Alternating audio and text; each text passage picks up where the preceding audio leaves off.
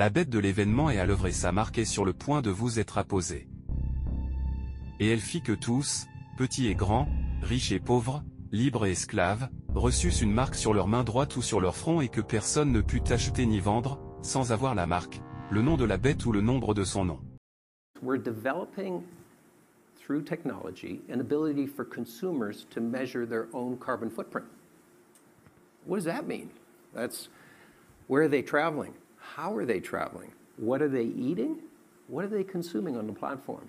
So, individual carbon footprint tracker. Stay tuned. We don't have it operational yet, but this is something that we're working on. Je vais vous révéler pourquoi la marque de la bête est le nombre 666.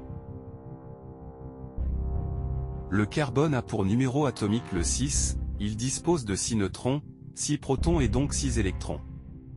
C'est bien par le carbone qu'ils envisagent de tous nous soumettre. La bête est bien présente et leur dicte son plan. Pour les satanistes, la bête à cornes représente le Baphomet qu'ils vénèrent. L'emprise de la bête se resserre de plus en plus.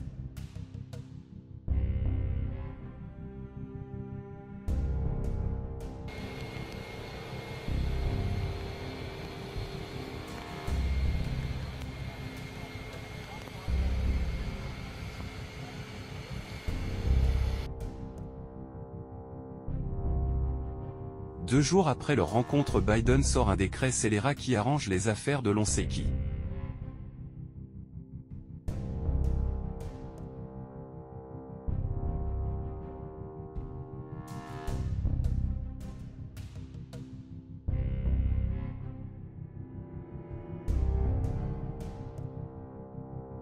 Pour rappel, Pâques correspond à la résurrection du Christ.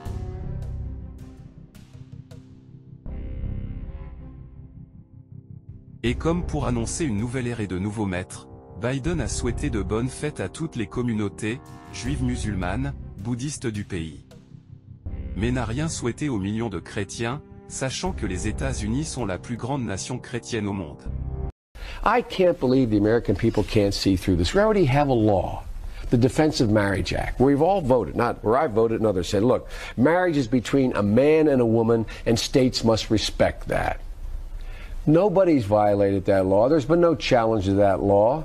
Why do we need a constitutional amendment? Marriage is between a man and a woman. Biden serait-il vraiment le pantin de Barack Obama? Nous vous laissons en juger. I joked, somebody asked once, would you have liked to have served a third term, if you could have? And I say, I wouldn't have wanted to be out front, but if somebody had said, you can sit in your basement in your sweats and there's somebody else who's playing the president with a microphone in his or her ear and you can just kind of give suggestions in policy, then I might have enjoyed doing that. The pomp of the presidency, I don't miss. C'est comme cela qu'à force de temps et de subterfuges, ils sont parvenus à dénaturer l'identité chrétienne de New York City. Faisons une petite escale en France pour une mise à jour sur l'affaire Trogneux. L'affaire a connu un tournant. Ce dont j'alertais se met en place, Brigitte et Jean-Michel contre-attaquent.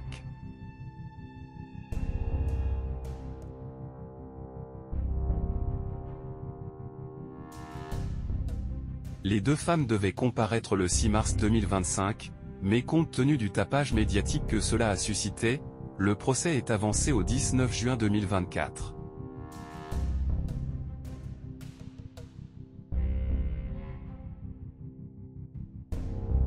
Au final, l'État en a profité pour légitimer et légiférer une loi scélérate pour faire taire tous les médias dissidents, instaurant ainsi les bases de leur pensée unique.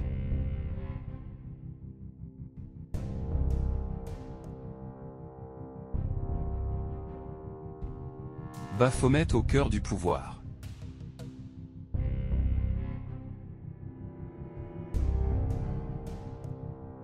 L'Élysée est le lieu d'où émane le pouvoir en France, un lieu délicieux faisant partie des enfers. Dans le même registre, regardez qui s'invite aux vœux du président.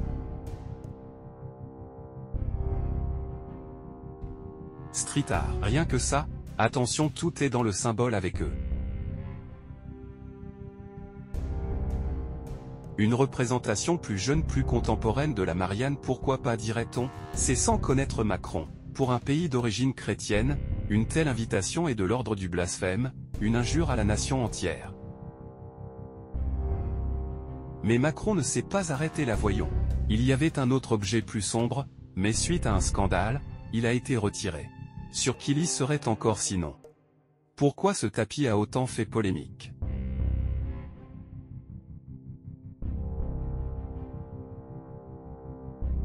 Il a été créé par un pédocriminel visé par une enquête et donc un potentiel domino qui aurait fait tomber le Châtelain. Mais il n'est pas le seul dans l'entourage de Macron. Je vous partage le lien de mon autre vidéo, vous verrez à quel point les prédateurs sont nombreux. Mais ce tapis en réalité cache un autre symbole et Macron ne peut pas dire qu'il ne le connaît pas. Il ne saute pas aux yeux, car il est renfermé dans son nom qui lui n'a pas fait les grands titres. Si je vous dis le soleil noir, cela vous parle? Soleil noir. C'est tout simplement un symbole mystique nazi, rien que cela. Et regardez à quoi ce symbole va nous mener? Regardons d'abord vers où nous oriente cette connotation au nazisme, s'agissant de Macron. Dans le même temps, il établit le plan d'une révolution nationale en 3 volets: travail, famille, patrie. Le secrétariat général à l'information est chargé d'en faire la promotion. Une trentaine de producteurs reçoivent commande pour des documentaires dits d'intérêt national. Les établissements VK éditeront 62 numéros de La France en marche, qui traduit en images l'idéologie de Vichy. Premier volet, le travail.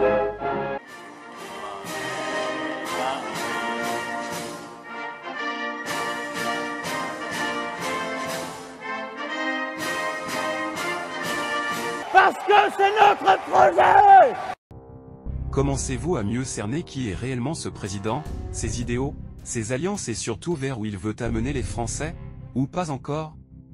Alors à l'origine, en 2014, quand la guerre éclate dans le Donbass, Azov, c'est un bataillon d'une centaine de volontaires qui combattent les pro-russes et qui ont des idées nationalistes et néo-nazis. Depuis, Azov s'est élargi, c'est un régiment nationaliste intégré à l'armée ukrainienne, mais certains membres, toujours portés par des idées néo-nazis, font parler d'eux. Extrait du sujet BFM TV, signé Yves Courant. Les références au nazisme de certains de ses membres sont pourtant assumées, comme sur cette photo prise en 2015, ou encore celle-ci en 2017. Des images partagées par les Russes sur les réseaux sociaux pour discréditer l'armée ukrainienne.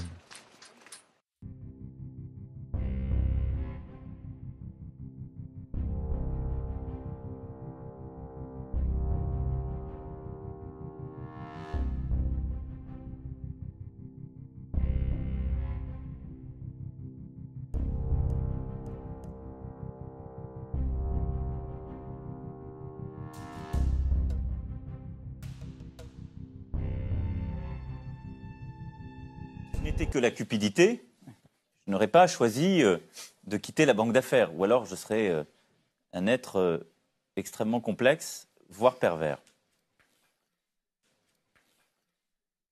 Voire pervers.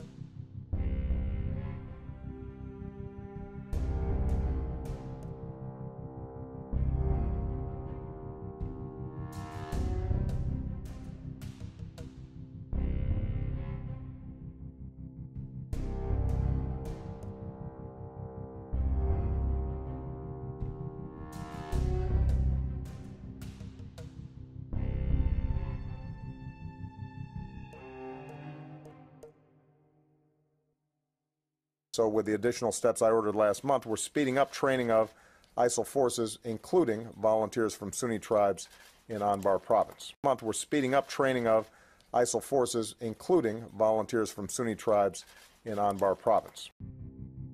S'agissant de l'emprise économique sur notre monde, ses adorateurs ont su imposer sa monnaie.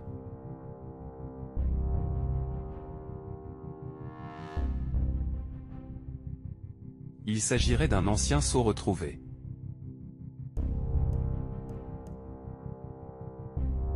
Il est appelé « déesse de ce monde », sceau ancien montrant l'empreinte d'un serpent en forme traversé par deux os de cuisse humaine. Et que dire des monuments qui ont gardé les traces indélébiles de l'existence de ce culte voué à Isis?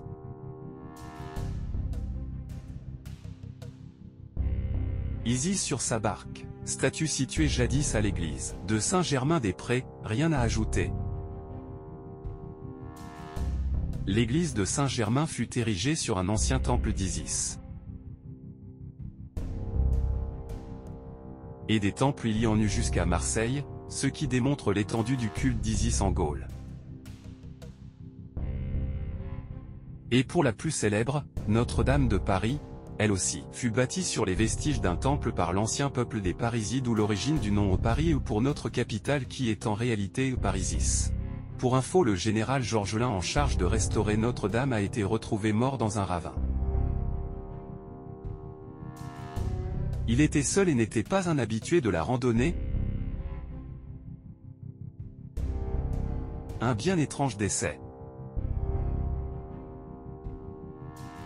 Il allait déposer ses conclusions sur le départ de l'incendie, mais bon, sans commentaire.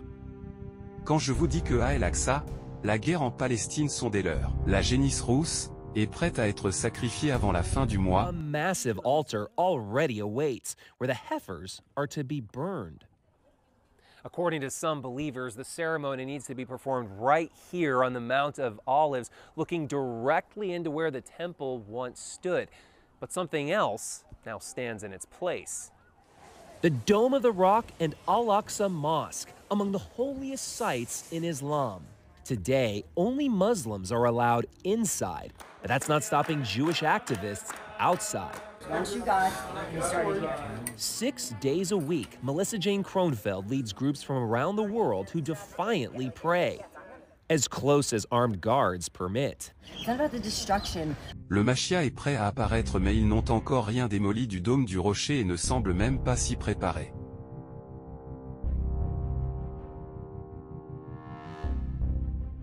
Je vous ai parlé que les sionistes voulaient installer l'État d'Israël en Afrique de l'Est. Preuve que l'emplacement de leur terre sainte n'était pas défini. Après avoir entendu le court passage de cette émission, je pense que vous aurez fini d'être convaincu de la supercherie.